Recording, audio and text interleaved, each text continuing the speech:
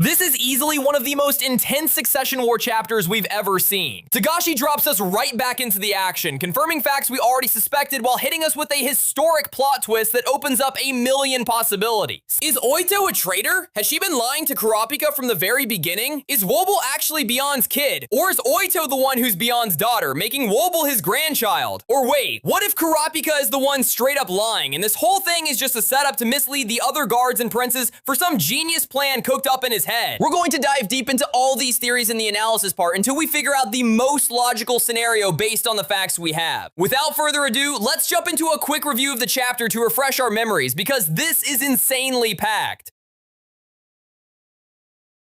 As expected, the chapter kicks off with a flashback, right before martial law was declared inside the Judicial Department. Specifically, 5 hours before the memorial service for the 9th Prince Hulkenberg. Hulkenberg, who is currently occupying Balsamilko's body, reassures Benjamin, telling him that Hulkenberg's private army will be distributed across the lower tiers and won't pose any threat anymore. Next, we cut to Kaiser, Melody, and Kacho's guardian spirit beast. We know that Prince Fugetsu is currently fast asleep. This is because Kacho's guardian beast is heavily draining Fugetsu's aura, leaving her completely exhausted. Melody comforts the guardian beast, telling her not to feel guilty, because without her, Fugetsu wouldn't even be alive right now. The three of them plan that right after Hulkenberg's funeral, they'll start prepping for the assassination of the 7th Prince, Loserus. Partly out of respect, but also so their movements don't trigger public outrage. Moving on, we see Sarah Hall, the captain of the 2nd Prince's Guard, finally making her move to assassinate Prince Wobble. Her ability allows her to literally draw and reshape her facial features, like she manually draws it on. And we discover that this is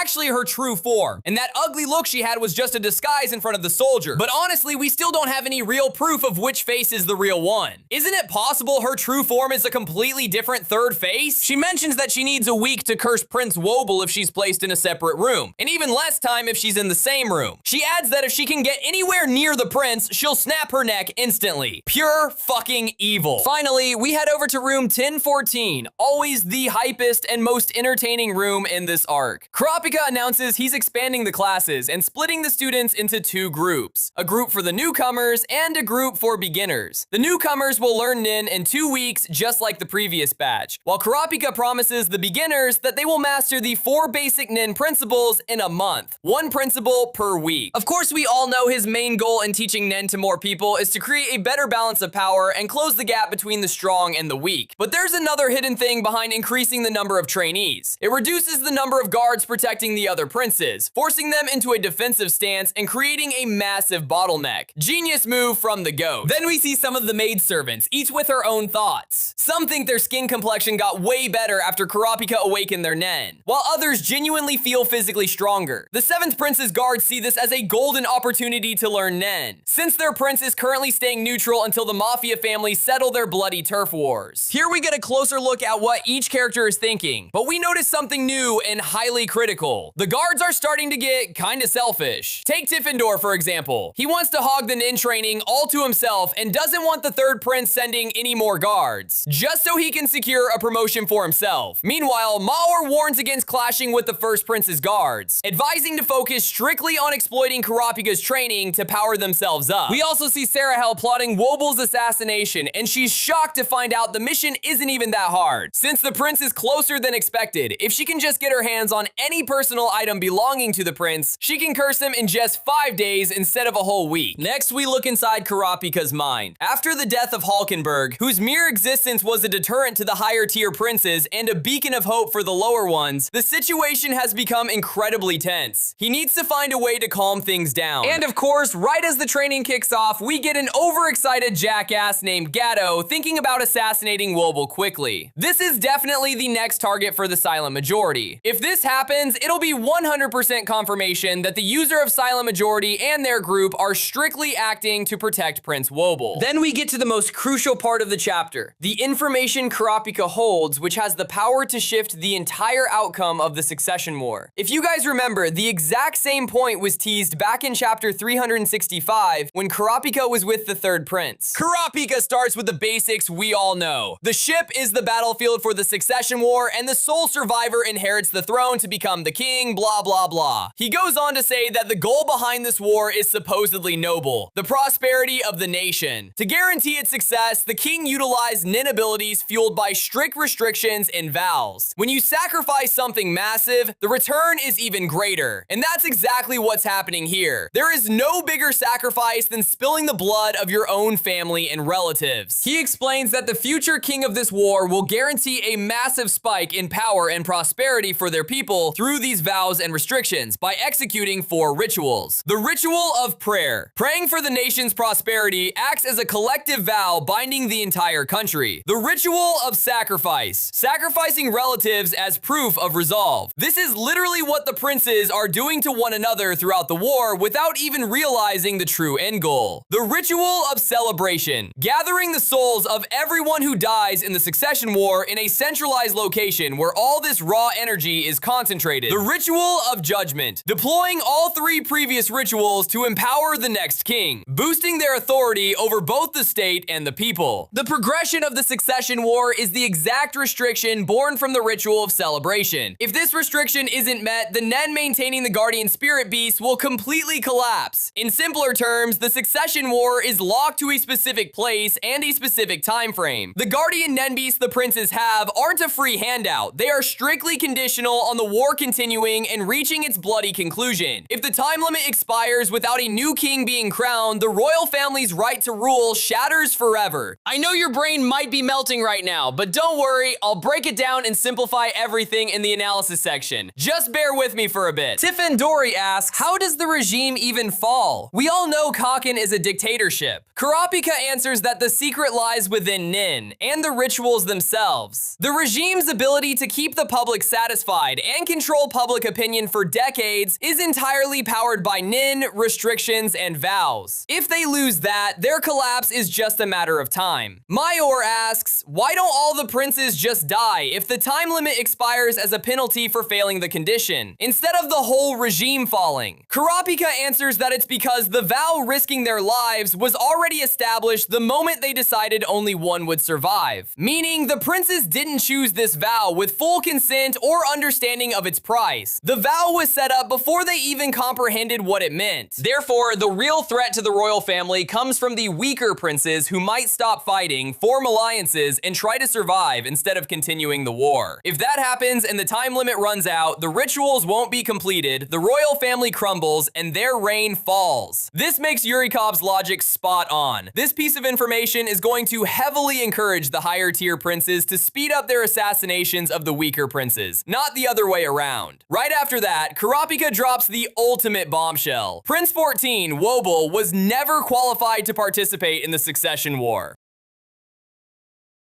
Now let's take a deep breath and analyze these events piece by piece. First, let's start with the biggest question. What is the deal with Oito, and is Kurapika lying? We have a few possibilities here. Let's break them down one by one, and I'll tell you which one I think is closest to the truth. Possibility 1. Wobble is directly Beyond's son. Personally, I find this unlikely. Why? Because simply being Beyond's kid doesn't automatically disqualify Wobble from the succession war. We know that the princes authorized to fight are strictly the children of the king's wives, meaning it doesn't matter who the biological fathers are. Even if the father is a beggar from the slums or the king himself, it makes zero difference. The absolute most important factor is the queens whose marriages to King Nasubi are legally documented with a valid marriage certificate. The queens give birth to children, whether from the king or anyone else. Since the kids are born from them, they fulfill the condition of being children of the king's wives and can legally join the war. We've seen plenty of examples of princes who aren't the king's biological kids, but are participating normally and have Nenbis. So we can cross out option 1. Possibility 2. Oito was originally just a maidservant to the first queen, Unma, and that infant belonging to Unma we saw here is the real prince. Wobble was just put there as a meat shield or cover to protect Unma's baby from the war. Honestly, I think this is also unlikely. As we saw before the voyage even started, Oito was standing right there among the queens and princes, so the odds of her not being a legitimate queen and wife of Nasubi are incredibly low. Possibility 3. Oito is being manipulated by Beyond, who erased her memory somehow and brainwashed her into believing Wobble is her child. In other words, Wobble isn't even Oito's baby, but Beyond's manipulation forced her to believe it with all her heart. I think this one is wrong too. Simply put, even if we assume Beyond manipulated her with Nin, it should have awakened her Nin at least slightly, since manipulation falls under a Nin attack. But that didn't happen. Kurapika was the one who awakened her Nin for the first time himself. So this theory is a stretch, or at least we have zero concrete evidence for it. The best possibility is that Kurapika is straight up lying. It's a lie wrapped inside absolute facts. Let me explain. Kurapika claiming that Wobble is unqualified to participate in the war is just a fabricated lie to protect him and Oito. If you want a lie to slide through seamlessly, you have to wrap it in undeniable truths, just like he literally said himself. This is exactly what Kurapika did in this chapter, word for word. Everything he said about the succession war is 100% true, except for that final part about Wobble. However, Oito's reaction shows that Kurapika is on the verge of exposing a massive secret. But wait, do you really think Kurapika would pull a stunt like this without consulting the queen first? Would he expose a secret this dangerous without having a master plan in mind? Let me remind you of the last time we were in room 1014, when Kurapika explicitly said it seems there's no way out of this war except death. But he sees a glimmer of hope. Right after, he asked for her permission to do something to protect her, Prince Wobble, and the rest of the younger princes. Yep, Kurapika is currently executing the exact plan he agreed on with Oito, a plan to keep her, Wobble, and the younger princes safe. Logically, there is no fucking way Kurapika would plot something behind the queen's back, no matter what. That's just not how he operates. What actually happened is that Kurapika uncovered secrets about the queen, confronted her about them, and is now weaponizing that secret for their own benefit. The queen's reaction here is purely just nervousness regarding what's about to go down. To be honest, based on what he shared, I still can't fully predict what the next phase of the plan is, because his words literally bait the older princes into wiping out the younger ones. We can't do anything right now, but wait for the next chapter to see Kurapika's strategy play out a bit more. Now I want to talk about Sarah Hall. Currently, she is the most dangerous person in that room. Sarah Hall doesn't even need to defeat Kurapika or deal with him directly. Her mere presence near Wobble is a walking hazard. Imagine if she touches her or gets a hold of any personal item. Every single second she spends in that room is a ticking time bomb. Because of this, she needs to be taken out immediately. Whether it's through Kurapika finding a way or, what I strongly feel, she gets taken out by the silent majority. If that happens, it will be absolute, undeniable confirmation that the silent majority user is playing for Team Wobble. One last thing is a quick explanation of the 4 rituals, restrictions, and vows for anyone who got lost.